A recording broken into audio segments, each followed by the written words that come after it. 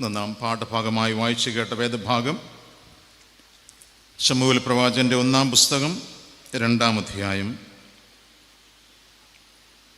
അതിൻ്റെ 30-ാം വാക്യം ഞാൻ വായിക്കുന്നു.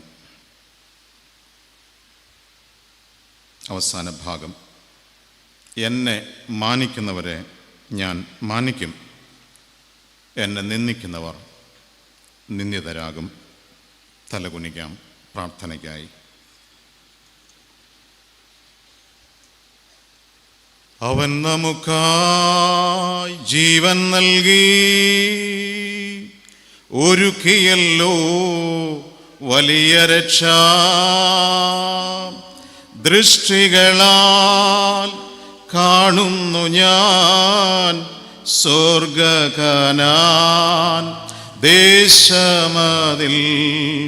ദൃഷ്ടികളാൽ കാണുന്നു ഞാൻ സ്വർഗ്ഗകനാൻ ദേശമതിൽ. തിരുക്കരത്താൽ വഹിച്ചു എന്നെ തിരുഹിതം പോൽ നടത്തേണമേ. കുശവൻ കയ്യിൽ കളിമണ്ണു ഞാൻ അനുദിനം നീ പണിയേണമേ. കുശവൻ കയ്യിൽ കളിമണ്ണു ഞാൻ അനുദിനം നീ പണിയേണമേ. ഉയരത്തിൽ നിന്ന് വചനമയച്ച നിങ്ങളുടെ സ്വർഗസ്ഥ പിതാവേ, വചനമായി ഞങ്ങളുടെ മധ്യയെ പാർത്ത പ്രിയപ്പെട്ട കർത്താവേ, വചനത്തിന്മേൽ നിന്നും പരിവർത്തനം ചെയ്യുന്ന പരിശുദ്ധാത്മാവേ, തുറന്ന വചനവുമായി നിന്റെ കുഞ്ഞുങ്ങൾ ക്രൂശൻ ചുവട്ടിൽ കാത്തിരിക്കുന്നു. കഴിഞ്ഞ കാലങ്ങളിൽ ഞങ്ങളെ നടത്തിയ വചനം, ഞങ്ങളെ തിരുത്തിയ വചനം, ഞങ്ങളെ ശക്തീകരിച്ച വചനം, ഞങ്ങളെ സൗഖ്യമാക്കിയ വചനം, ഞങ്ങളുടെ കണ്ണുനീർ തുടച്ച വചനം, മാൻപേടകളെ പ്രസവിക്കുമാറാക്കിയ വചനം, വനങ്ങളെ തോലുരിച്ച വചനം, എന്നും ഞങ്ങളോട് സംസാരിക്കുന്ന പുണ്യാഹ വചനം. തലകുനിച്ചിരിക്കുന്ന ചിലർക്ക് ഒരാരാധനയുടെ സന്ധ്യയാണിത്. ചിലർ അരുമനാഥൻ്റെ മുമ്പിൽ തലകുനിക്കുന്നൊരു രാത്രിയാണിത്. ചില കർത്താവിൻ്റെ മുമ്പിൽ കൂപ്പുകൈകളോടെ എഴുന്നേൽക്കുന്ന രാത്രിയാണിത്. ചില അരുമനാഥൻ്റെ മുമ്പിൽ വല്ലാതെ നെടുവീർപ്പിട്ട് അയ്യോ ഞാൻ പാപിയായ മനുഷ്യനെ നേറ്റുപറയുന്നൊരു രാത്രിയാണിത്. ചിലരുടെ കർത്താവും രക്ഷിതാവുമായുള്ളവയെന്ന് ഉറക്കെ വിളിച്ചുകൊണ്ട് ഭവനത്തിലേക്ക് ഹല്ലേലൂയ പാടി മടങ്ങിപ്പോകുന്നൊരു രാത്രിയാണ്. ചില കുടുംബങ്ങൾ യഥാസ്ഥാനപ്പെടുന്നൊരു രാത്രിയാണിത്. ചില കർത്താവിനെ കണ്ടുമുട്ടിയതിലുള്ള സന്തോഷങ്ങൾ ഒരുക്കപ്പെടുന്ന രാത്രിയാണ്.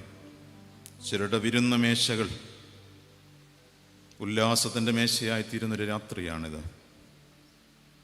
കർത്താവെ, ഈ വചനം അവിടുത്തെ കരങ്ങളിലേക്ക് ഞങ്ങൾ തരുന്നു. ആരെയും നീ വിശപ്പോടെ മടക്കി അയക്കരുത്. എല്ലാവരും ഭക്ഷിച്ച് തൃപ്തരായി ഹല്ലേലൂയ പാടിയൊരു മടക്ക യാത്ര ചെയ്യുവാൻ കാത്തിരിക്കുന്ന ജനത്തോട് അവിടുന്ന് കരുണ ചെയ്യണമേ. അടിയങ്ങൾ തലകുനിക്കുന്നു. കേൾക്കുന്നതെല്ലാം ദൈവശബ്ദമായി തിരിച്ചറിയുവാൻ ഈ രാത്രി പരിശുദ്ധാത്മാവ് അടിയങ്ങളോട് കൂടെ ഇരിക്കണം. മഹത്വം, എല്ലാ മഹത്വവും അരുമനാഥന് തന്നെ. യേശു ക്രിസ്തു മുഖാന്തരം അടിയങ്ങൾ പ്രാർത്ഥിക്കുന്നു. ദയ തോന്നി കേൾക്കുമാറാകണമേ.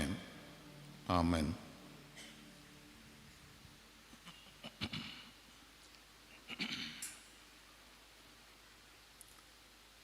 ഒരു കുടുംബത്തിൻ്റെ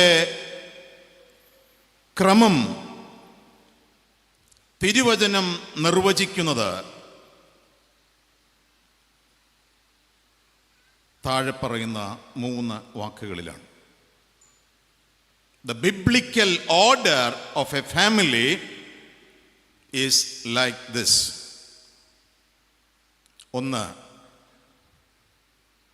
Where there is a covenant, there is grace.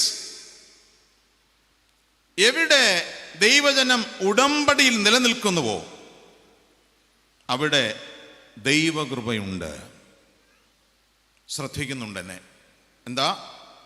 എവിടെ ഉടമ്പടിയിൽ നിൽക്കുന്നുവോ അവിടെ എന്തുണ്ട്? കൃപയുണ്ട്. തിരിച്ചൊരു വാക്കൂടെ പറയാം. ഉടമ്പടികൾ ഉടഞ്ഞു പോകുന്നിടത്ത് കൃപ നഷ്ടപ്പെട്ടു പോകും. എവിടെയാണ് നമ്മുടെ ഉടമ്പടി? മാമോദീസ തൊട്ടിയിലെ സ്ലീബായിലാണ് നമ്മുടെ ഉടമ്പടി. അവിടെ തുടങ്ങിയ ഉടമ്പടി ബന്ധമാണ് അരുമനാഥനോട്. ഉടമ്പടിയിൽ നിലനിൽക്കുന്നിടത്ത് കൃപയുണ്ട്.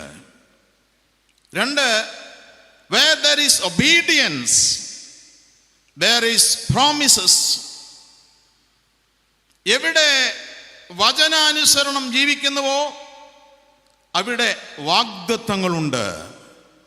വാഗ്ദത്തം ലഭിക്കണമെങ്കിൽ എന്ത് ചെയ്യണം? വചനമനുസരിക്കണം. വചനാനുസരണം ജീവിക്കുന്നിടത്ത് വാഗ്ദത്തങ്ങളുണ്ട്. അനുസരണത്തിൽ വാഗ്ദത്തം. 3, where there is thanksgiving, there is blessings.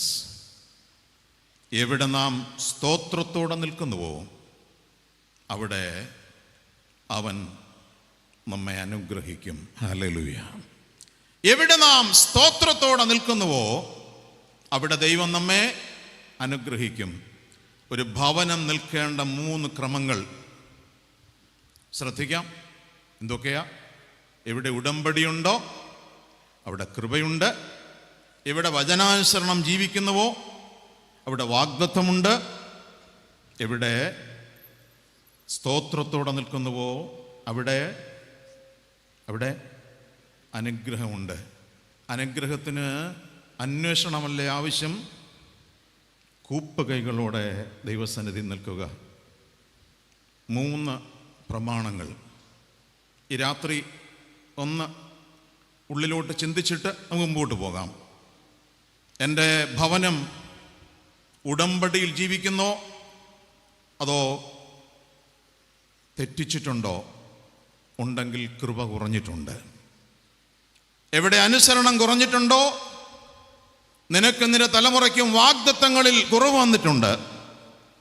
എവിടെ സ്തോത്രത്തോടെ നാം നിൽക്കുവാൻ വിസമ്മതിക്കുന്നുവോ അവിടെ അവൻ്റെ വലങ്കരം നമ്മുടെ മേൽ നീട്ടുന്നത് കുറഞ്ഞിട്ടുണ്ടാകും. ഈ രാത്രി ഒരു സ്തോത്രം പറഞ്ഞുകൊണ്ട് മുമ്പോട്ട് പോവാം. ഒരു സ്തോത്രം പറയാം. കർത്താവേ, എന്താണ് ആ സ്തോത്രത്തിൻ്റെ അർത്ഥം? ഞങ്ങളെ ദൈവസന്നിധിയിൽ അതിനായി ഒരുക്കുന്നു എന്ന്.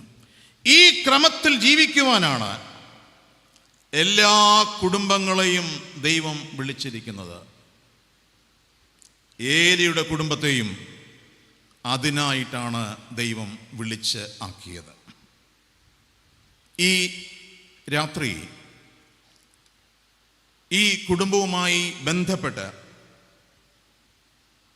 4 പീഠങ്ങളെക്കുറിച്ചാണ് നാം ധ്യാനിക്കാൻ പോകുന്നത്. ഒരു കുടുംബം കടന്നു പോകേണ്ട 4 പീഠങ്ങൾ. ഞാനിങ്ങനെ 4 വാക്ക് പറഞ്ഞിട്ട് മുമ്പോട്ട് പോകാം. ഈ ആരാധന കഴിയുമ്പോൾ സ്തോത്രവും ഹല്ലേലൂയായും ഒരുപാട് പറയാൻ ഞാൻ നിങ്ങളെ നിർബന്ധിക്കില്ല.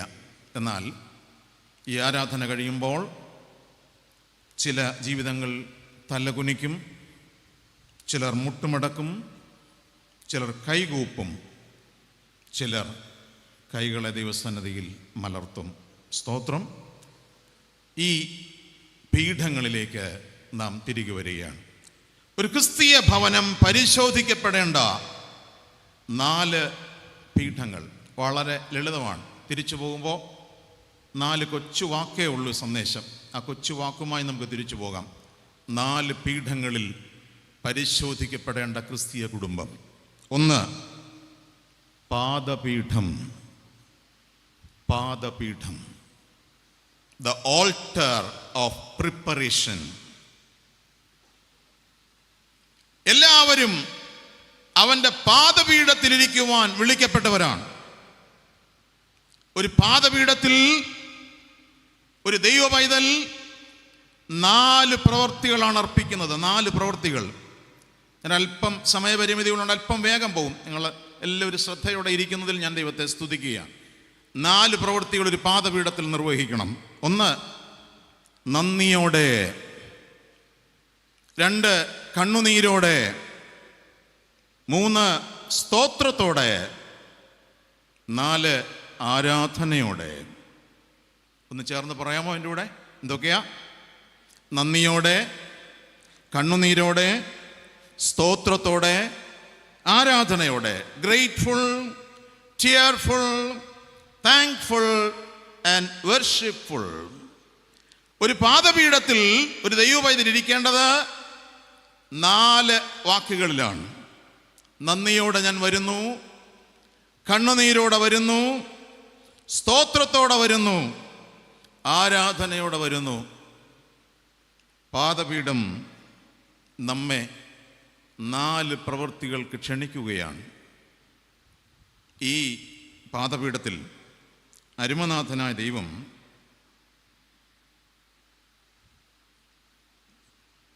മൂന്ന് ഒരുക്കങ്ങൾ നടത്തുന്നു. പാദപീഠത്തിൽ വരുന്നവരെയെല്ലാം അരുമനാഥൻ 3 ഒരുക്കങ്ങൾക്ക് വിധേയപ്പെടുത്തുന്നു. ഒരു വാക്ക് പറഞ്ഞ് മുമ്പോട്ട് പോവുക. പാദപീഠത്തിൽ ഒരുക്കപ്പെടാത്ത തലമുറയെ യാഗപീഠത്തിൽ കണ്ടുമുട്ടുവാൻ പ്രയാസമായിരിക്കും. ഇതാ ഒരു പാദപീഠം. ഏലിയുടെ മക്കളോട് യഹോവയായ ദൈവം പറഞ്ഞത്, ശുശ്രൂഷയ്ക്കായി ഒരുങ്ങുന്നതിന് മുമ്പേ നിന്റെ മക്കളെ എവിടെ ഒരുക്കണം? പാദപീഠത്തിൽ ഒരുക്കണം. പാദപീഠത്തിൽ 3 ഒരുക്കങ്ങളാണ് നടക്കേണ്ടത്. ഒന്ന്, അവർക്ക്, തലമുറയ്ക്ക് ദൈവ സ്വഭാവത്തെക്കുറിച്ച് പറയേണ്ടത് പാദപീഠത്തിലാണ്. What is the nature of God? നീയും നിന്റെ തലമുറയും ആരാധിച്ച ദൈവത്തിൻ്റെ സ്വഭാവത്തെക്കുറിച്ച് നിരന്തരം പറയേണ്ട ഇടം പാദപീഠം. ഈ ആരാധിക്കുന്ന ദൈവജനമേ, നമ്മുടെ നാവിലിൻ്റെ തുമ്പിൽ ഒരു വാക്കില്ലേ ഇപ്പോൾ? മക്കളെ കരുതിയ ദൈവം, കാത്ത ദൈവം, പരിപാലിച്ച ദൈവം, ആ ദൈവത്തിൻ്റെ സ്വഭാവത്തെക്കുറിച്ച് പറയേണ്ട ഇടമാണ് ഏത്? പാദപീഠം. 2, അവൻ്റെ കൽപ്പനകളുടെ വിശുദ്ധിയെക്കുറിച്ച് പഠിപ്പിക്കേണ്ട ഇടം പാദപീഠം. ഈ കൽപ്പനകൾ, ഇതിൻ്റെ തലയ്ക്കൽ ഒരു വാക്കെഴുതിയിട്ടുണ്ട്, ഹോളി ബൈബിൾ. എൻ്റെ അർത്ഥം ഹോളി കമാൻഡ്മെന്റ്സ് എന്നാണ്. ഇത് വിശുദ്ധ വേദപുസ്തകമായത്, വിശുദ്ധ കൽപ്പനകളുണ്ട്. ഇതെവിടെ പഠിക്കണം? പാദപീഠത്തിൽ പഠിക്കണം. ഒരു വാക്കൂടെ, പാദപീഠത്തിൽ തലമുറയെ പഠിപ്പിക്കേണ്ട മറ്റൊരു വാക്ക് സാധാരണ അസാധാരണ വ്യത്യാസം. മണ്ടയും സൺഡേയും തമ്മിലുള്ള വ്യത്യാസം. മനസ്സിലായി? മക്കൾക്ക്, തലമുറയ്ക്ക് ordinary things, extra ordinary things. ഈ ആലയവും ഈ പെട്ടിക്കടയും തമ്മിലുള്ള വ്യത്യാസം പോലെ സാധാരണ അസാധാരണ വ്യത്യാസത്തെക്കുറിച്ച് പഠിപ്പിക്കേണ്ട സ്ഥലം പാദപീഠം. ഞാൻ ഈ 3 വാക്കിനെ ചേർത്ത്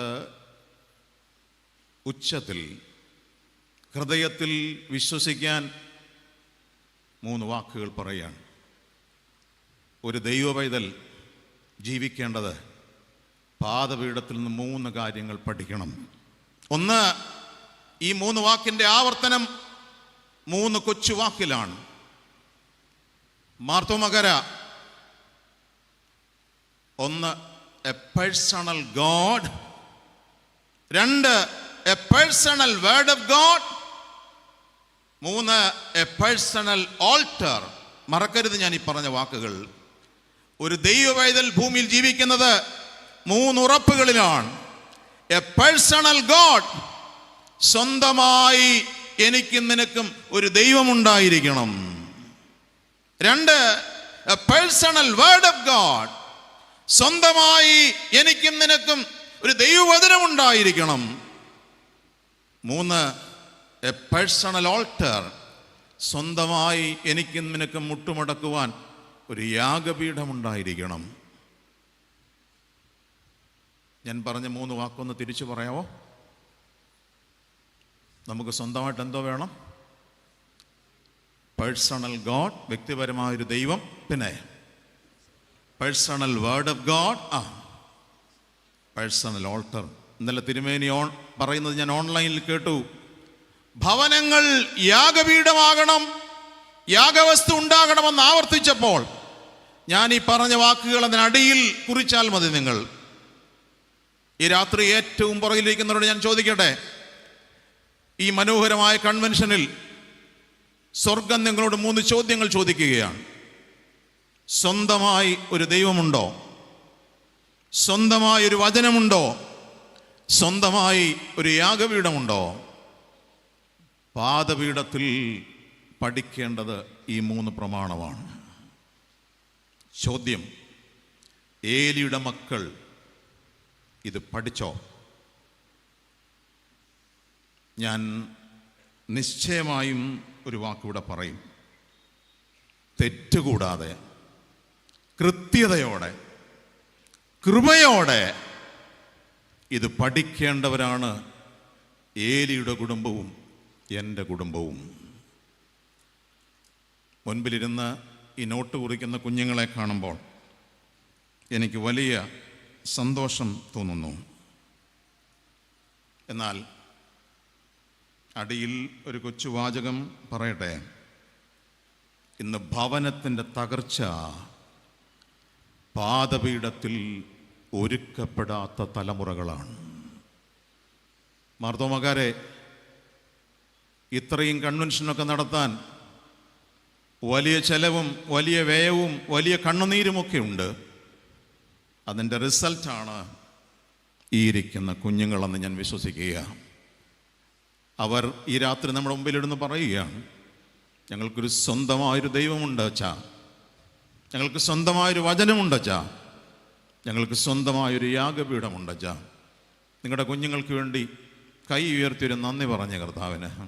ഹല്ലേലൂയ. നിങ്ങൾ ശരിക്ക് പറയുന്നില്ലല്ലോ, എന്താ പറ്റി?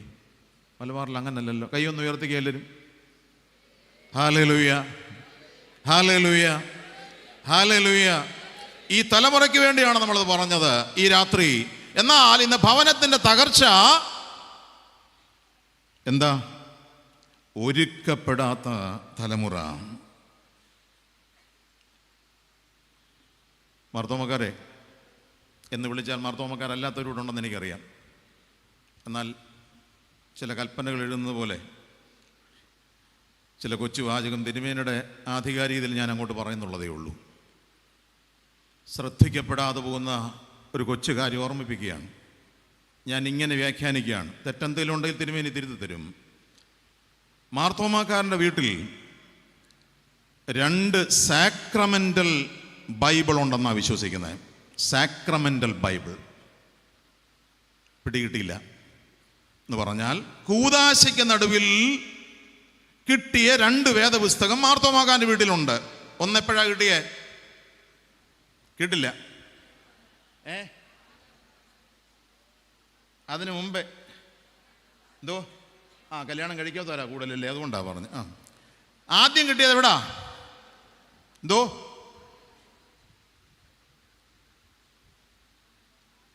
സജുവച്ചൻ വിളിച്ചു, മണവാളനും മണവാട്ടി അകത്ത് കയറിയാട്ടെ എന്ന് പറഞ്ഞില്ലേ?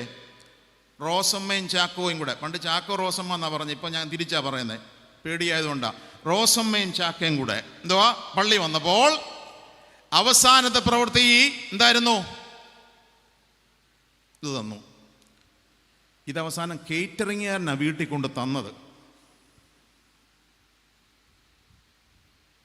അത് പോട്ടെ, കുറ്റം പറഞ്ഞ് വിഷമിക്കണ്ട, ഞാനങ്ങനെ കുറ്റപ്പെടുത്തുന്ന ആളൊന്നുമല്ല.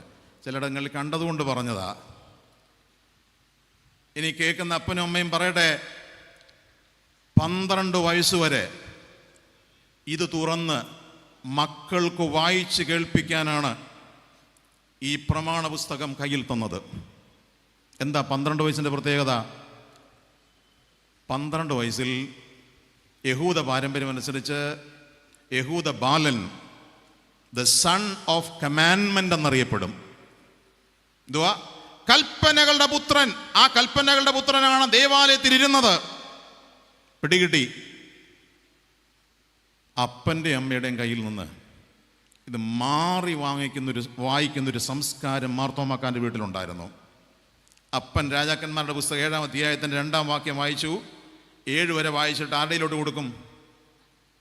ആരുടെ കൊടുക്കും? അമ്മയുടെ കൊടുക്കും. അമ്മ വായിച്ചിട്ട് സൂസിയുടെ കൊടുക്കും. സൂസിയുടെ എന്ന് ഇപ്പം ആകപ്പാടെ എല്ലാം കൂടെ 13 വിലയുള്ള ഒരെണ്ണേ ഉള്ളൂ. മതി. അതുകൊണ്ട് അവിടെ നിർത്തിയത്. അങ്ങ് കൊടുത്തു. ഞാൻ ചോദിച്ചോട്ടെ, ഇത് കയ്യിലെടുക്കുന്നവർ എത്ര പേരിവിടെ വന്നിട്ടുണ്ട്? ഇത് കൈമാറുന്നവർ എത്ര പേരുണ്ട്? ഒരാളെ കണ്ടു, നമുക്ക് ആശ്വസിക്കാനൊരു വകയുണ്ട്. ഇത് കയ്യിലെടുത്തവർ എത്ര പേരുണ്ട്? ഇത് കൈമാറുന്നവർ എത്ര പേരുണ്ട്? 2-ാമത്തെ സാക്രമെന്റൽ ബൈബിൾ എവിടാ? 13 വയസ്സാകുമ്പോൾ നമ്മുടെ അഭിമന്യ തിരുമേനി നമ്മുടെ കുഞ്ഞുങ്ങളുടെ കയ്യിൽ 2-ാമത്തെ വേദപുസ്തകം കൊടുക്കും. അതും കൊണ്ടാണ് അവരിന്നിവിടെ വന്നിരിക്കുന്നത്. എവിടെ വരെ? ഇത് വായിച്ച് പഠിച്ച് ഒരു മണവാളനാകുന്നത് വരെ അതുകൊണ്ട് പഠിക്കും. പിന്നെ കുടുംബജീവിതം നയിക്കുമ്പോൾ വീണ്ടും ഒരു സാക്രമെൻ്റൽ ബൈബിൾ കിട്ടും. മനസ്സിലാകുന്നുണ്ട് ഞാൻ പറഞ്ഞത്? ഞാൻ ചോദിച്ചോട്ടെ, മാർത്തോമാക്കാരൻ്റെ വീട്ടിലെ അവസാനത്തെ പ്രവൃത്തിയും ആദ്യത്തെ പ്രവൃത്തിയും പാദപീഠങ്ങളുടെ പ്രവൃത്തിയായിരുന്നു. ആണോ? സംശയമില്ല. ഈ വലിയ കൺവെൻഷനിൽ ഈ കൊച്ചു ചോദ്യം എൻ്റെ കുഞ്ഞുങ്ങൾക്ക് വേണ്ടി ഞാൻ ചോദിച്ചതാണ്. അധിക സമയം നീട്ടിക്കൊണ്ടു പോകാനില്ല. എന്നാൽ ഒരു കൊച്ചു കാര്യം പറയാം. 1 വർഷം മുമ്പ് ഞാൻ കുർബാന അനുഷ്ഠിച്ച പള്ളിയിൽ എൻ്റെ വലഭാഗത്തു നിന്ന ഒരു +2കാരൻ ഇടയ്ക്കിടയ്ക്ക് ധൂപം വീശുവൻ ഒരു ദിവസം എന്നോട് പറഞ്ഞാൽ ഞാൻ എൻട്രൻസ് പഠിക്കാൻ പോവാണ്, എൻട്രൻസ് കോച്ചിങ് സെൻറ്ററിൽ പോവാം. ഞാൻ ആ മധുവായിൽ നിന്ന് അവനെ പ്രാർത്ഥിച്ചു വിട്ടു. 3 ആഴ്ച കഴിഞ്ഞ് അവൻ തിരിച്ചു വന്നെനിക്ക് പറഞ്ഞാൽ ഞാൻ ഇനി പോകുന്നില്ല. എന്താ കാര്യം? ഞായറാഴ്ച ഞാൻ പഠിക്കുന്ന സെൻറ്ററിൻ്റെ മെയിൻ ഗേറ്റ് അവർ 6 മണിക്ക് അങ്ങ് പൂട്ടുമെന്ന് പറഞ്ഞു. പുറത്തു പോകാൻ അനുവാദമില്ല. ആ കൊച്ച് ചെറുപ്പക്കാരൻ മാർത്തോമക്കാരൻ പറയുകയാണ്, അജാ, ഈ ധൂപത്തിൻ്റെ സുഗന്ധവും അവസാനം കുർബാന കഴിയുമ്പോൾ മുട്ടുകുത്തിയൊരു പ്രാർത്ഥനയും ഇവിടുന്ന് കിട്ടുന്ന വിശുദ്ധമേശയും കൊണ്ടാണ് അജാ ഞാൻ ഇതുവരെയും ജീവിച്ചത്. എനിക്ക് പിടിച്ചു നിൽക്കാൻ പറ്റില്ല. ഇവിടെ എന്തു പറയാൻ പറ്റും? എൻ്റെ ബുദ്ധിയിൽ, കൊച്ചു ബുദ്ധിയിൽ ഞാൻ എന്നോട് പറഞ്ഞു, മോനെ ഇങ്ങോട്ട് നോക്കടാ, ഞായറാഴ്ച രാവിലെ നിനക്ക് മധുബഹായിൽ നിൽക്കാൻ ഒരു അവസരം ഞാൻ പറഞ്ഞു തരാം. എന്താ? നീ കിടക്കുന്ന മുറിയിൽ കട്ടിലിൻ്റെ താഴെ ഒരു ബെഡ്ഷീറ്റ് വിരിക്കുക, മുട്ടുകുത്തുക, ആ കട്ടിലിൻ്റെ പടിയിലോട്ട് ഇങ്ങനെ ചേർത്ത് 2 കൈയും പിടിച്ചോണം, കണ്ണ് പൂട്ടുക. ഒരല്പം കഴിയുമ്പോൾ നിനക്ക് നന്നായി മനസ്സിലാകും, നീ ഒരു ത്രോണോസിൽ പിടിച്ചതിൻ്റെ ബലമാണ് നിനക്ക് കിട്ടുന്നത്. നിൻ്റെ മുട്ടുവേദനിക്കുന്നത് വരെ നീ അവിടെ മുട്ടുകുത്തി നിൽക്കണം. അപ്പോൾ ഒരു ധൂപത്തിൻ്റെ സൗരഭ്യം നിൻ്റെ ഉള്ളിലേക്കുണ്ടാകും. കർത്താവ് തരുന്ന ആത്മബലം നിനക്കുണ്ടാകും. ഞാൻ ആ കുഞ്ഞിനെക്കുറിച്ചൊരു സ്തോത്രം ഈ ആരാധനയിൽ പറയാനാണ്. 1.5 മാസം കഴിഞ്ഞ് അവൻ തിരിച്ചു വരുമ്പോൾ ആരാധനയ്ക്ക് നിൽക്കുമ്പോൾ ഞാൻ അവനോട് ചോദിച്ചു, മോനെ എങ്ങനെയുണ്ടടാ? എൻ്റെ യൗവനക്കാർ പറയുന്നൊരു സന്തോഷ വർത്തമാനം കേൾക്കാൻ നിങ്ങൾക്ക് ആഗ്രഹം കാണില്ലേ? അവൻ ഇങ്ങനെ പറഞ്ഞു, അജാ, ഞാനിപ്പോൾ അവൻ്റെ പാദപീഠത്തിലാണ്. Hallelujah.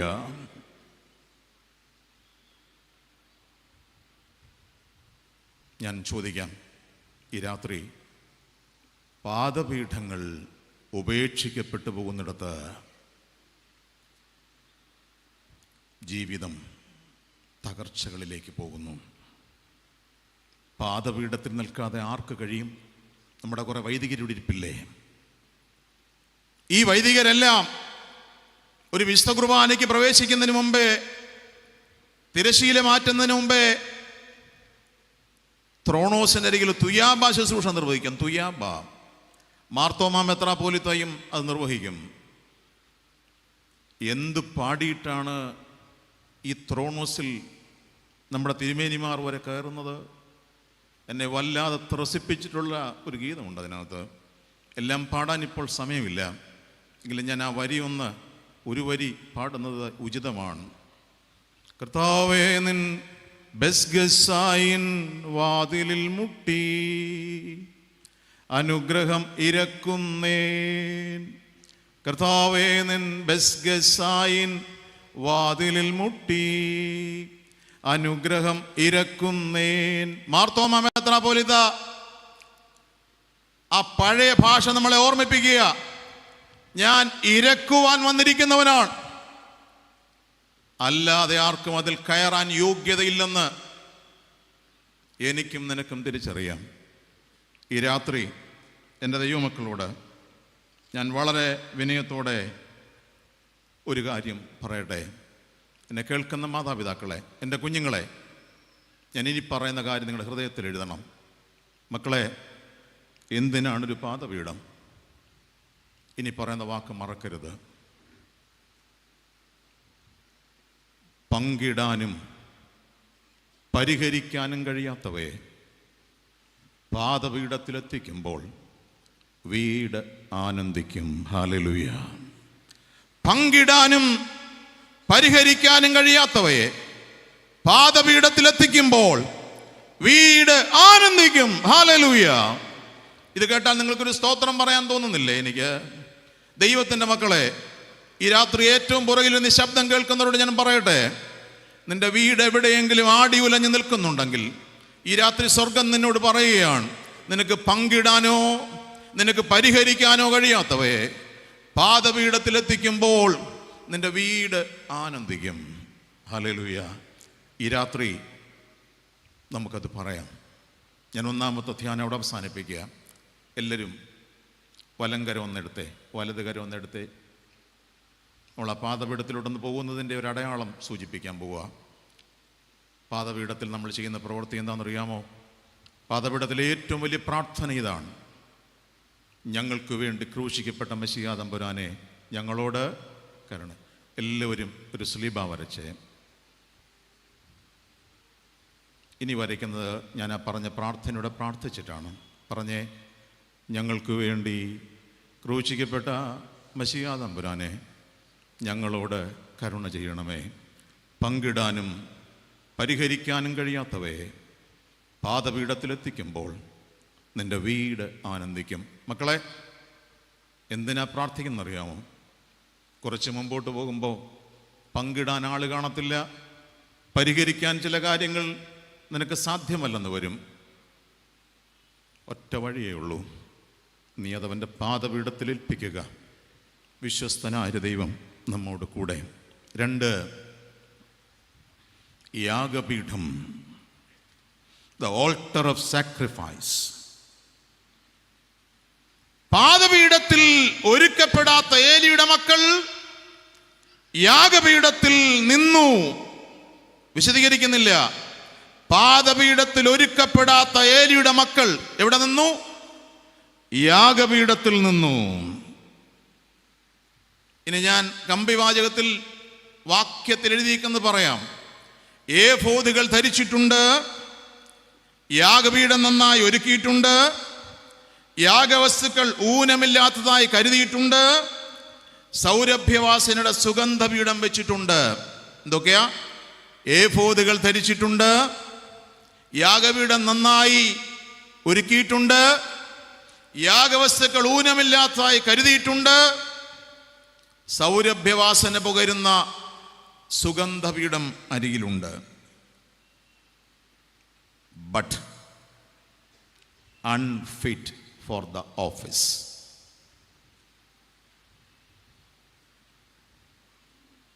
But unfit for the office. എന്നാൽ നിന്നെ ആ യാഗപീഠത്തിന് കൊള്ളില്ല.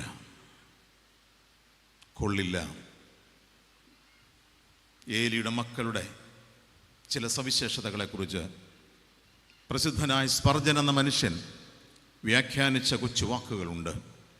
ഏലിയുടെ മക്കൾ ആരായിരുന്നു? 3 വാക്കിൽ അദ്ദേഹം പറയുന്നു: ഏലിയുടെ മക്കളുടെ 3 സവിശേഷതകളാണത്. Honour, power, learning. Honour, power, learning made them worse. അറിവ്, അധികാരം, പദവി, പക്ഷേ അവരെ അത് വഷളത്വത്തിലേക്ക് നയിച്ചു. നിങ്ങളുടെ കുഞ്ഞുങ്ങളെ കുറിച്ച് ഓർത്ത് ഒരു സ്തോത്രം പറഞ്ഞോണം ഈ രാത്രി. മക്കളെ, മാതാപിതാക്കളെ, നമ്മുടെ മക്കളൊക്കെ ഈ 3 വാക്കിന് ചേർന്നവരാ. എന്തുവാ? അയ്യോ, വലിയ പദവിയിലാ, പിന്നെ വലിയ അധികാരത്തിലാ, വലിയ അറിവില്ല. അവസാനം പറഞ്ഞൊരു വാക്കൂടെ ബ്രാക്കറ്റിൽ ഇട്ടേക്കണം, made them worse. അവരെ വഷളത്വത്തിലേക്ക് നയിച്ചു. എന്താ വഷളത്വം എന്ന് പറഞ്ഞാൽ? ഇനി ഞാൻ പറയാൻ പോകുന്ന 3 കൊച്ചു വാക്കുകളാണ്. തലമുറയിൽ വഷളത്വം പ്രബലപ്പെട്ടോന്നറിയാൻ ഈ 3 വാക്കുകൾ ഉച്ചരിച്ചാൽ മതി. ഏലിയുടെ മക്കളുടെ പ്രത്യേകതകൾ. 1, no regard for the offering. യാഗവസ്തുക്കളോട് ആദരവില്ല. No regard for God's people. ദൈവജനത്തോട് ആദരവില്ല. No regard for the Lord. യഹോവയോട് ആദരവില്ല. ഈ തലമുറ, ഇന്നത്തെ തലമുറ, 3 കൊച്ചു വാക്ക് എന്തൊക്കെയാ? പിടികിട്ടുന്നുണ്ട്? എന്തുവാ? യാഗവസ്തുക്കളോട് ആദരവില്ല, പിന്നെ ദൈവജനത്തോട് ആദരവില്ല, ദൈവത്തോട് ആദരവില്ല. മാതാപിതാക്കളെ, ഒരു തലമുറ പ്രബലപ്പെട്ടു വരുന്നു. കയ്യിൽ വാങ്ങുന്ന യാഗവസ്തുക്കളോട് വലിയ ആദരവൊന്നുമില്ല. പ്രാർത്ഥിക്കാനും ഉപവസിക്കാനും പോകുന്ന അപ്പനോടും അമ്മയോടും വലിയ ബഹുമാനമൊന്നുമില്ല. ആലയത്തോടും അവിടെ ഉയർന്നു വരുന്ന ദൈവശബ്ദത്തോടുമൊന്നും വലിയ താല്പര്യങ്ങളൊന്നുമില്ല. ഇതിൻ്റെ പേരാണ് വഷളത്വം. ഇതിൻ്റെ പേരാണ് വഷളത്വം. ഈ തലമുറയിൽ വഷളത്വം പ്രബലപ്പെടുന്നു. സ്പർജൻ പറഞ്ഞ മനോഹരമായൊരു വാക്കുണ്ട്. ഏഫോദുകൾ ധരിച്ച ഏലിയുടെ മക്കൾ ദേവാലയത്തിൽ നിൽക്കുമ്പോൾ അദ്ദേഹം പറയുന്നു, ആലയത്തിൻ്റെ മഹത്വം താഴേക്ക് പോയിക്കൊണ്ടേയിരുന്നു. The sinking esteem of the sanctuary. ആലയം ഔന്നത്യത്തിൽ നിന്ന് താഴേക്ക് പോയിക്കൊണ്ടിരുന്നു. മാനവും മഹത്വവും സ്തോത്രവും ഇന്ന് അധപ്പതനത്തിലേക്കാണ്. മാനവും മഹത്വവും സ്തോത്രവും ഇന്ന് അധപ്പതനത്തിലേക്ക് പോകുന്നു. 2 തെറ്റുകൾ അവർ ആവർത്തിച്ചുകൊണ്ടിരുന്നു. എന്തുവാ? യാഗവസ്തു ചവിട്ടിക്കളയുക, യാഗവസ്തു മോഷ്ടിക്കുക. എന്തൊക്കെയാ? യാഗവസ്തു ചവിട്ടിക്കളയുക, യാഗവസ്തു മോഷ്ടിക്കുക. ഇത് പറയുമ്പോൾ മലബാറുകാർക്ക് മനസ്സിലാകുമോ? മനസ്സിലാകും. എങ്ങനെ മനസ്സിലാകും? എന്തുവാ യാഗവസ്തു ചവിട്ടിക്കളയെന്ന് പറഞ്ഞാൽ? സജുവച്ചൻ നല്ല വെളിച്ചത്തിൽ ഒരു കുർബാന ചൊല്ലി, അങ്ങനെ കയ്യിൽ കിട്ടിയ അപ്പവും വീഞ്ഞും അന്ന് വൈകുന്നേരം നിലമ്പൂരിൽ അരണ്ട വെളിച്ചത്തിൽ കൂട്ടുകാരോടൊത്ത് താഴെയിടും. ഇവിടുത്തെ ബാറിൻ്റെ പേര് ഞാൻ നേരത്തെ ചോദിക്കാൻ മറന്നുപോയി, അത് കൂട്ടിച്ചേർത്ത് വെച്ചാൽ മതി. എണ്ണി എത്തി നോക്കി വാങ്ങിക്കൊണ്ടിരിക്കുന്നവരോട് ഞാൻ പറയുക, നല്ല വെളിച്ചത്തിൽ വാങ്ങിയ യാഗവസ്തുക്കളൊക്കെ ഇന്ന് അരണ്ട വെളിച്ചത്തിൽ അയൽവക്കക്കാരൻ ചവിട്ടുക. തീർന്നില്ല. സേവികാ സംഘക്കാർ ഗംഭീര മീറ്റിംഗ് കഴിഞ്ഞിട്ടിരിക്കുകയല്ലേ.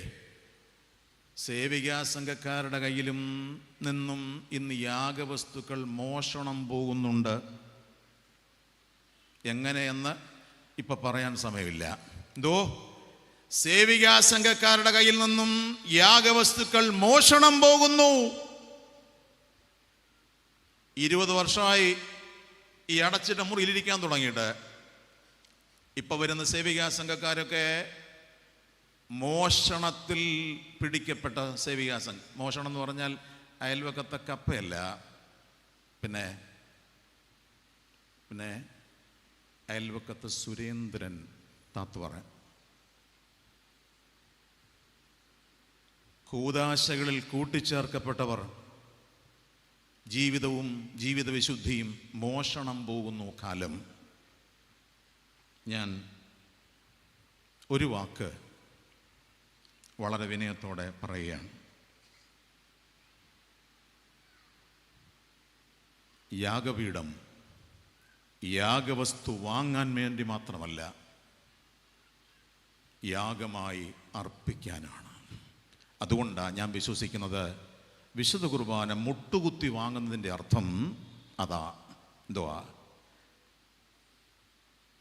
അല്ലേ പിന്നെന്തിനാ മുട്ടുകുത്തുന്നേ? വിശുദ്ധ മേശയിൽ മുട്ടുകുത്തുന്നതിൻ്റെ കാരണം, കർത്താവേ നീ ഒരു യാഗമായതുപോലെ എന്നെയും ഒരു യാഗവസ്തുവായി ഞാൻ സമർപ്പിക്കുന്നതാണ് എൻ്റെ അർത്ഥം. അങ്ങനെയാണെങ്കിൽ ഇങ്ങനെ ഒരു വാക്യമില്ലേ, നിന്റെ ശരീരങ്ങളെ ജീവനും വിശുദ്ധിയും ദൈവത്തിന് പ്രസാദമുള്ള യാഗമായി സമർപ്പിപ്പീൻ. ഇന്ന് അഴുക്കായ ശരീരവുമായി യാഗപീഠത്തിലേക്ക് വരുന്നവരുടെ എണ്ണം വല്ലാതെ കൂടുകയാണ്. യാഗപീഠത്തിന് അരികിലുണ്ടെന്ന് അഭിമാനിക്കാം, പക്ഷേ യാഗവസ്തു ഊനമില്ലാത്തതായി തീരുന്നില്ല എന്നാണ്. നമ്മുടെ സിനഡ് തക്സയിൽ വിശുദ്ധമേശയെക്കുറിച്ച് വളരെ അർത്ഥഗർഭമായ ഒരു ഗീതമുണ്ട്. അത് ഈ അടുത്ത സമയത്ത് ഞാൻ വായിച്ചപ്പോൾ എന്നെ വല്ലാതെ അത്ഭുതപ്പെടുത്തി. അതിലെഴുതിയിരിക്കുന്ന വാചകങ്ങൾ 2 വരി നിങ്ങളെ ഒന്ന് ഓർമ്മിപ്പിക്കാൻ ഞാൻ. യാഗപീഠത്തിനു കനലും നെടുത്തൻ അധരത്തിൽ വച്ചോ നിന്നകൃത്യങ്ങൾ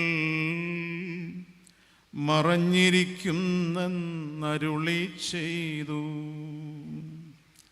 എരുതി മക്കൾ ആരെ കണ്ടാൽ എരിഞ്ഞിടുമോ? അപ്പം വീഞ്ഞായി മേശമേലവനെ നാം കാണുന്നു. യാഗപീഠത്തിൻ കനലും നെടുത്തൻ അധരത്തിൽ വച്ചോ നിന്നകൃത്യങ്ങൾ മറഞ്ഞിരിക്കുന്നരുളി ചെയ്തു.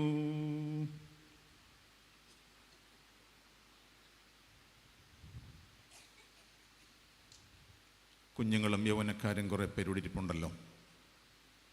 ഒരു യാഗവസ്തുവിനെ പരിചയപ്പെടുത്തിയിട്ട് പോകാം. മക്കളെ,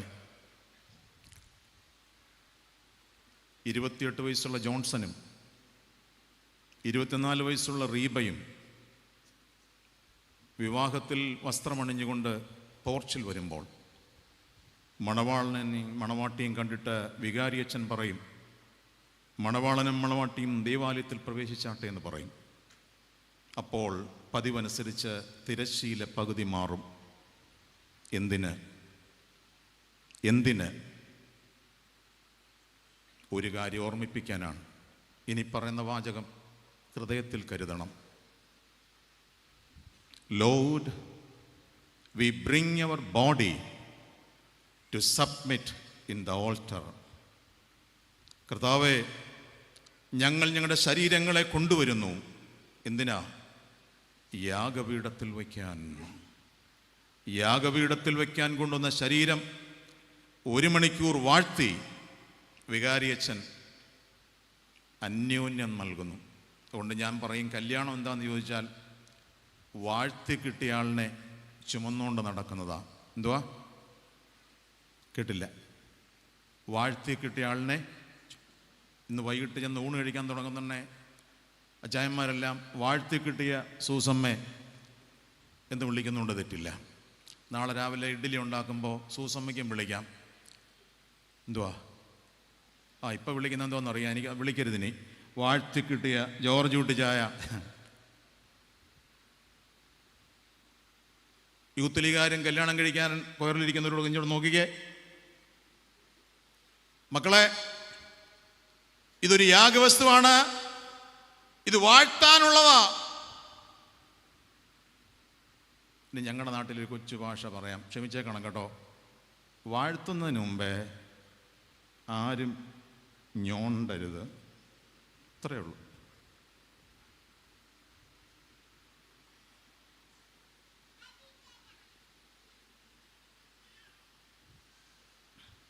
ഇന്ന് കല്യാണത്തിൽ നടക്കുന്ന എന്താണെന്നറിയോ? തിരുമേനിയിരിക്കുന്നു, വളരെ ബഹുമാനപൂർവ്വം പറയുക. പുതിയൊരു വാക്ക് വന്നിട്ടുണ്ട് മാർത്തോമാക്കാൻ്റെ ഇടയിൽ, റീഗിഫ്റ്റിംഗ് എന്നാണ് പേര്. എന്തുവാ റീഗിഫ്റ്റിംഗ് എന്ന് പറഞ്ഞാൽ?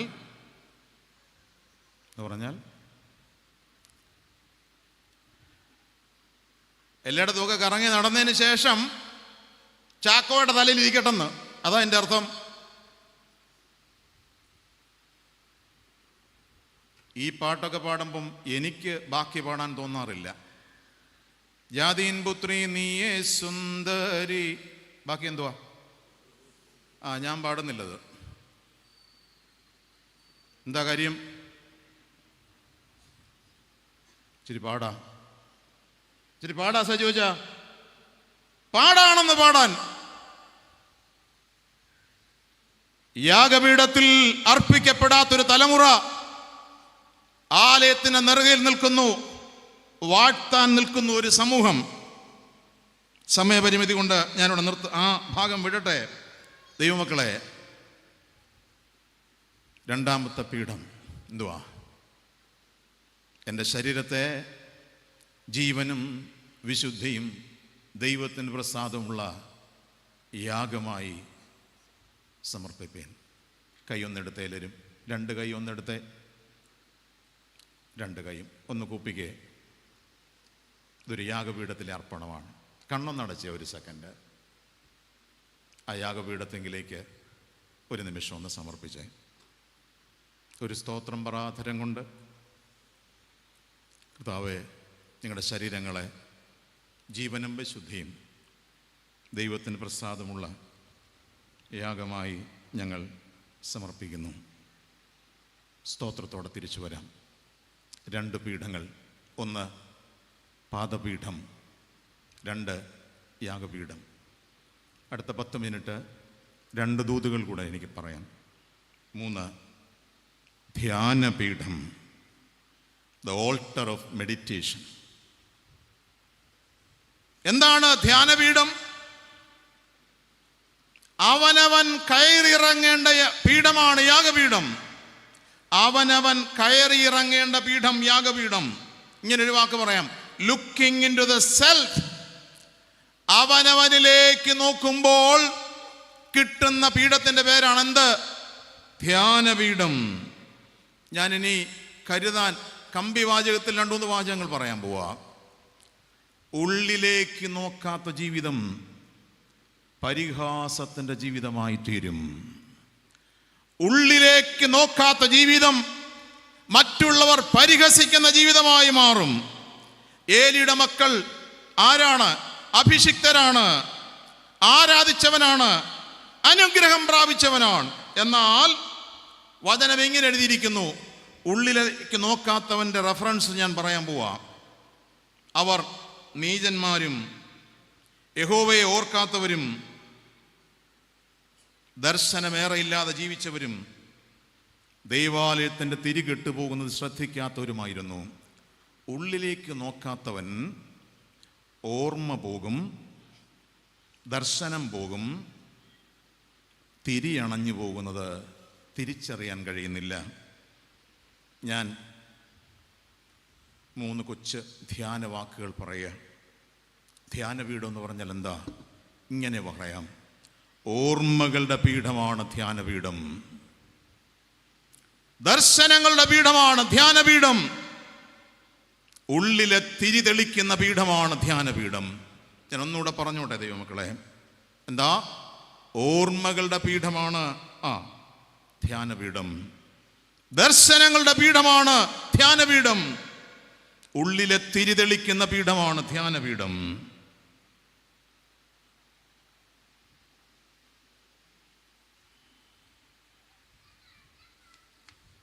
ഒരു വാക്കൂടെ പറയാം. അടയാളങ്ങളൊക്കെ യാഗവസ്തുവായില്ലെങ്കിൽ അത് പരിഹാസത്തിൻ്റെതായി തീരും. മക്കളെ, അച്ഛൻ പറഞ്ഞ കൊച്ചുവാചകം ശ്രദ്ധിച്ചോണേ. നിങ്ങൾക്ക് നൽകിയിരിക്കുന്ന അടയാളങ്ങളൊക്കെ ഒരു യാഗവസ്തുവായി തീർന്നില്ലെങ്കിൽ അത് മറ്റുള്ളവർ പരിഹസിക്കുവാൻ കാരണമായി തീരും. ഉള്ളിലേക്ക് നോക്കുന്നവർക്ക് മാത്രമേ ഒരു ധ്യാനപീഠത്തിൽ സ്വയം കണ്ടെത്തുവാൻ കഴിയുകയുള്ളൂ. ഉദാഹരണങ്ങളൊന്നും പറയാൻ ആഗ്രഹിക്കുന്നില്ല ഞാൻ. എങ്കിലും ഇത് ഓൺലൈനിൽ കേൾക്കുന്നത് കൊണ്ടും ഞാൻ എൻ്റെ കൗൺസിലിംഗ് റൂമിൽ പറയുന്നൊരു കാര്യം പുറത്തു പറയാൻ പാടില്ല എന്ന് എത്തിക്സ് ഉള്ളത് കൊണ്ടും ഞാൻ അതിലേക്കൊന്നും പ്രവേശിക്കുന്നില്ല. എന്നാൽ എൻ്റെ കുഞ്ഞുങ്ങൾ മുമ്പിലിരിക്കുന്നത് കൊണ്ട് ഒരു ചെറിയ കാര്യം. ഇപ്പോൾ എൻ്റെ മുറിയിൽ 24 വയസ്സുകാരി ഒരു MCA-കാരിയുണ്ട്. മെയ് മാസത്തിൽ പരീക്ഷ എഴുതേണ്ടാണ് അവൾ എഴുതുന്നില്ല. കാരണം അവൾ പഠിച്ച കോളേജിൻ്റെ തൊട്ടു മുമ്പിൽ 24 ഓട്ടോറിക്ഷക്കാരുണ്ടായിരുന്നു. റിക്ഷക്കാരൻ്റെ പേരിപ്പോൾ ഞാൻ പറയുന്നില്ല. അതിലൊരാൾ എൻ്റെ മാർത്തോമാക്കാരോട് പറഞ്ഞു, എനിക്ക് നിന്നെ കല്യാണം കഴിക്കാൻ താല്പര്യമുണ്ട്. നോ, സാധിക്കത്തില്ല. എന്നാൽ മലബാറിൽ സംഭവിക്കുന്നത് പോലെ 3 മാസം കഴിഞ്ഞപ്പോൾ അയാളുടെ ഓട്ടോറിക്ഷയിൽ അവൾ കയറി. 14 വയസ്സുകാരി ഇളയവളും അപ്പനും അമ്മയും കൂടെ എൻ്റെ അടച്ചിട്ടുന്ന മുറിക്കുള്ളിൽ കയറുകയാണ്. ഒരപ്പൻ നെടുവീർപ്പിട്ട് കരയുന്നു. അച്ഛാ, ഞങ്ങളങ്ങ് കുറേ ദൂരേക്ക് പോകാൻ ഒരുങ്ങുകയാണ്. എന്താ കാരണം? ഇവളൊരബദ്ധം ചെയ്യാൻ ഒരുങ്ങുകയാണ്. ഇവളെ കെട്ടിക്കാൻ ഇനി നാട്ടിൽ പറ്റില്ല. അത് പറ്റുന്ന സ്ഥലം അന്വേഷിക്കുകയാണ്. എന്നെ കേൾക്കുന്നുണ്ടെല്ലാവരും? ചുരുക്കി പറയാം, 9 പ്രാവശ്യം അവൾ എൻ്റെ മുറിയിൽ കയറി. ഞാൻ പഠിച്ച കാൾ റോജേഴ്സിൻ്റെ തിയറി മുഴുവൻ അപ്ലൈ ചെയ്തു. നടപ്പുവശയില്ല, രക്ഷപ്പെടില്ല. അപ്പൻ എന്നോട് 9 പ്രാവശ്യം ഒരേ ചോദ്യം ചോദിച്ചു, അച്ഛൻ, എൻ്റെ കുഞ്ഞ് രക്ഷപ്പെടുമോ അച്ഛാ? ഞാനിട്ടിരിക്കുന്ന വസ്ത്രം, എനിക്ക് കിട്ടിയിരിക്കുന്ന അഭിഷേകത്തിൻ്റെ ബലവും, ഞാൻ അപ്പനോടൊരു വാക്ക് പറഞ്ഞു, my master is your master. എൻ്റെ യജമാനനും നിൻ്റെ യജമാനനും ഒന്നായതുകൊണ്ട് എന്നേക്കാൾ പഠിച്ചവൻ മുൻപിലുണ്ട്, അവൻ ചിലത് സംസാരിക്കും. ഇനി ആ കുഞ്ഞിനെക്കുറിച്ചൊരു സ്തോത്രം പറയാനാണ് ഞാനിത് രാത്രി പറഞ്ഞത്. 10ാം തവണ എൻ്റെ മുറിക്കുള്ളിൽ കയറുമ്പോൾ ഞാനോട് പറഞ്ഞ, മോളെ കം ക്ലോസർ, അടുത്തിരിക്കണ്ടേ, എൻ്റെ മകളുടെ പ്രായമാണ് നിനക്ക്, നിൻ്റെ വലത് കൈ ഈ കൈയിലേക്ക് വെച്ചു. അച്ഛൻ 12 മിനിറ്റ് സംസാരിക്കത്തുള്ളൂ. Listen carefully. എടീ, ഇങ്ങോട്ട് നോക്കിക്കേ, നിൻ്റെ വലത് കൈയുടെ ഇവിടെ നിനക്ക് 60 ദിവസം പ്രായമുള്ളപ്പോൾ ഒരു വൈദികൻ മൂറോൻ കൊണ്ട് ഒരു സ്ലീബ വരച്ചിട്ടുണ്ട്. ശരിക്കും മണപ്പിച്ച് നോക്കിയാൽ നിനക്ക് നിൻ്റെ സുഗന്ധം ഇപ്പോഴും അറിയാൻ പറ്റും.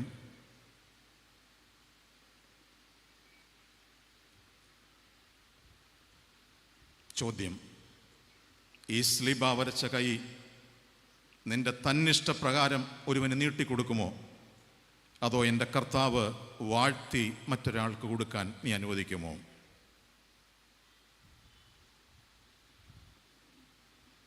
മൂന്ന് മിനിറ്റ് കഴിഞ്ഞു.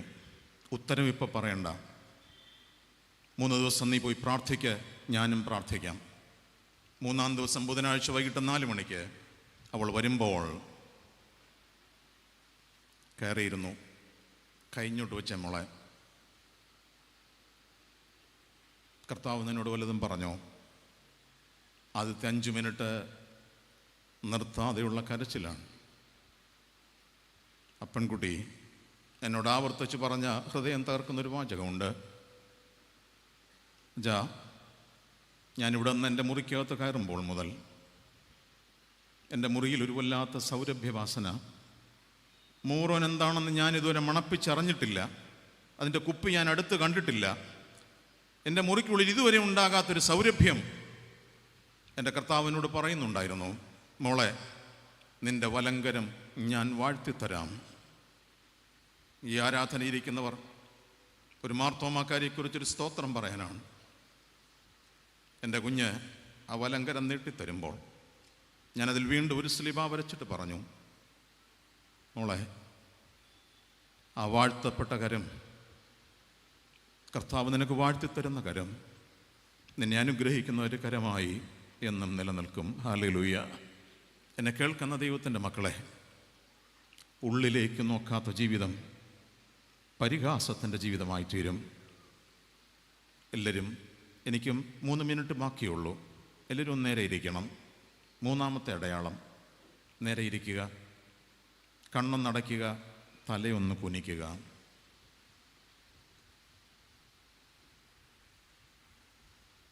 ധ്യാനപീഠമതിൽ കയറി, ധ്യാനപീഠമതിൽ കയറി, ഉള്ളിലെ കണ്ണുകൾ കൊണ്ടു നീ കാണുക, ഉള്ളിലെ കണ്ണുകൾ കൊണ്ടു നീ കാണുക.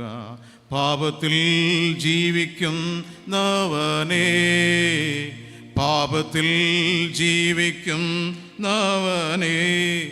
നിന്റെ പേർക്കല്ലയോ തൂങ്ങും നീ രക്ഷകൻ, നിന്റെ പേർക്കല്ലയോ തൂങ്ങും നീ രക്ഷകൻ.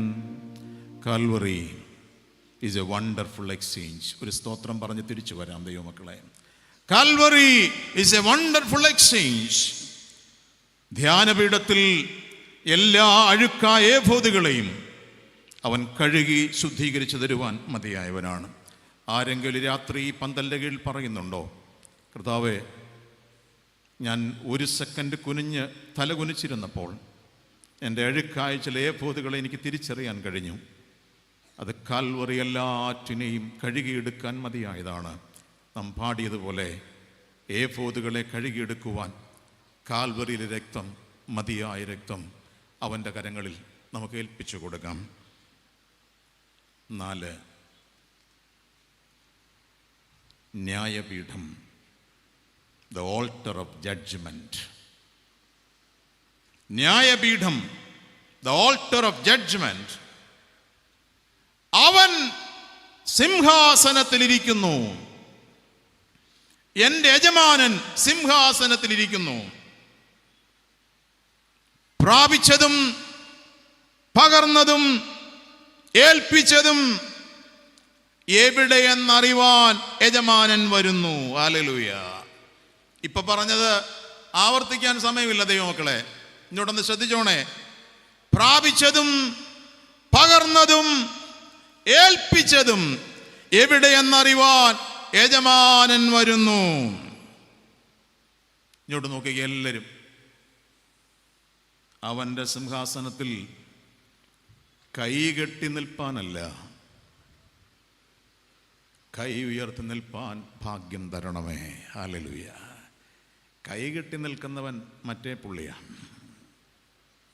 അല്ല, ക്രിസ്ത്യാനിയെ, മാർത്തോമാക്കാര, അവന്റെ സിംഹാസനത്തിൽ കൈകെട്ടി നിൽക്കുന്നവരായിട്ടല്ല, കൈ നീട്ടി നിൽക്കുന്നവരായി. കർത്താവേ, ആ പ്രതിഫലം എനിക്കും തരണമേ. സ്തോത്രം. കർത്താവേ, ഒരു പ്രതിഫലം വാങ്ങുവാൻ എന്നെ ഏൽപ്പിക്കണമേ. ഈ രാത്രി ചില നന്ദികൾ പറഞ്ഞ് നമുക്ക് അവസാനിപ്പിക്കാം. അപ്പാ, ഏൽപ്പിച്ച ഏഫോദുകൾക്ക് നന്ദി, നിർത്തിയ യാഗപീഠങ്ങൾക്ക് നന്ദി, പകർന്ന ദർശനങ്ങൾക്ക് നന്ദി, അർഹതയില്ലാതെ അനുഗ്രഹിച്ചതിന് നന്ദി. എന്നാൽ ഏലിയുടെ വീട്ടിൽ അവൻ കൽപ്പന തിരുത്തി എഴുതി. എന്താണ് വാട്ട് ഈസ് ദ റീറൈറ്റിംഗ്? എന്താണ് തിരുത്തി എഴുതിയത്? നിങ്ങൾ തലമുറ തലമുറയായി എന്നേക്കും പുരോഹിതരായിരിക്കുമെന്ന കൽപ്പന ഞാൻ തിരുത്തുന്നു. പുതിയൊരു വാക്ക്, എന്നെ മാനിക്കുന്നവരെ ഞാൻ മാനിക്കും, എന്നെ നിന്ദിക്കുന്നവർ നിന്ദിതരാകും. തിരിച്ചു കൊണ്ടുപോകാൻ ഒരു വാക്ക്, വിശ്വസ്തനെ വേലയ്ക്ക് നിയോഗിക്കുന്ന ദൈവം. ഹല്ലേലൂയ. വിശ്വസ്തനെ എഴുന്നേൽപ്പിക്കുന്ന ദൈവം, വിശ്വസ്തനെ അഭിഷിക്തമാക്കുന്ന ദൈവം. കുടുംബങ്ങളെ എൻ്റെ അരുമനാഥൻ ഇന്ന് അന്വേഷിക്കുന്നത് വിശ്വസ്ത കുടുംബങ്ങളെയാണ്. കഥ പറയാൻ സമയമില്ല, എന്നാൽ ഒരു വാക്ക് എനിക്കറിയാം. ഞാൻ ഈ നാളുകളിൽ കാണുന്നത് വിശ്വസ്തരല്ലാത്ത ദമ്പതികളുടെ എണ്ണം വല്ലാതെ കൂടുകയാണ്.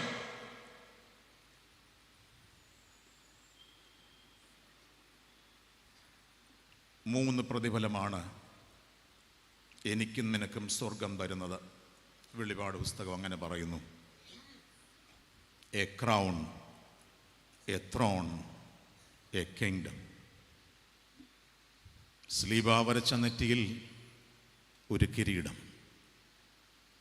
മുട്ടുമടക്കിയവർക്കെല്ലാം ഒരു സിംഹാസനത്തിൽ വിരുന്ന്, അവനെ അനുഗമിച്ചവർക്കെല്ലാം ഒരു രാജ്യം. ഒന്നുകൂടെ, സ്ലീബ വരച്ച നെറ്റിയിൽ ഒരു കിരീടം. 50 വർഷം അവൻ്റെ മേശക്കരികിൽ മുട്ടുകുത്തിയവർക്ക് അവൻ്റെ വിരുന്ന് മേശയിലെ അവസാനിക്കാത്ത വിരുന്ന്. ഒരുപാട് ദൂരം നിന്ന് വന്നവരിവിടെ ഉണ്ട്. ദൈവമക്കളെ, അവനോടുകൂടെ യാത്രയ്ക്ക് പുറപ്പെട്ടവർക്ക് ഒരു രാജ്യവും നിനക്ക് സമ്മാനമായി തരും. കൈ കെട്ടി നിൽക്കാനല്ല, കൈ നീട്ടി വാങ്ങുവാൻ എന്നെ യോഗ്യനാക്കണമേ. പക്ഷേ ഒരു നിരാശയുടെ പ്രാർത്ഥന ആ വീട്ടിലുണ്ടായി. ഒരു കഷണം അപ്പം തിന്മാൻ എനിക്കൊരു പ്രാവശ്യം കൂടെ വേല തരണമേ എന്ന് പ്രാർത്ഥിക്കുന്നു ആ ഭവനം. കൈകെട്ടി നിൽക്കാനല്ല, ഏറെ പ്രതിഫലം വാങ്ങിയതിൽ ദൈവത്തെ സ്തുതിക്കാം. എന്നെ കേൾക്കുന്ന മലബാറുകാരെ, ഈ 2 കൈയിലും ഒത്തിരി പ്രതിഫലം കർത്താവ് തന്നില്ലേ? ഒരു നന്ദി പറഞ്ഞോണം കർത്താവിന്. കർത്താവേ, കൈ മലർത്തിയപ്പോഴൊക്കെ നീ ഒരുപാട് ഞങ്ങളെ ബഹുമാനിച്ചവരാ.